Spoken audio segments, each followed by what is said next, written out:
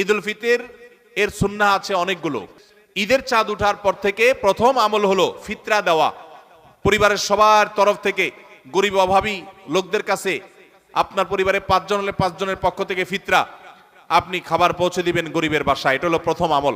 দ্বিতীয় হলো ঈদের চাঁদ দেখা গেছে, তাকবীর শুরু করবেন, আল্লাহু আকবার, আল্লাহু আকবার, লা ইলাহা ইল্লাল্লাহ, আল্লাহু আকবার, আল্লাহু আকবার, ওয়ালিল্লাহিল হামদ। বেশি বেশি করে পড়তে থাকবেন। এটা পুরুষ হোক নারী হোক সবাই, পুরুষ একটু জোরে জোরে, মহিলা একটু আস্তে আস্তে। অবশ্য ওইটা ঈদগাহে আসার সময় জোরে জোরে পড়বেন, একইদে জোরে একইদে আস্তে, কিন্তু এমনি স্বাভাবিক অবস্থায় সাধারণ গতিতে পড়বেন, নারী পুরুষ সবাই যার যার মতো করে তাকবীর।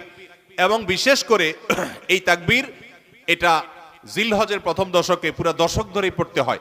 যাই হোক, এই ঈদের চাঁদ ওঠার পর থেকে ঈদের নামাজ পর্যন্ত তাকবীর আমরা শেষ করে পড়তে থাকবো। তৃতীয়ত হলো মেসওয়াক করবেন। 4 নম্বর হলো গোসল করবেন ঈদের দিন উপলক্ষে। 5 নম্বর হলো সুন্দর পোশাক পরবেন, যা আছে এর মধ্যে সুন্দর, নতুন হওয়া জরুরি না। 6 নম্বর হলো সুগন্ধি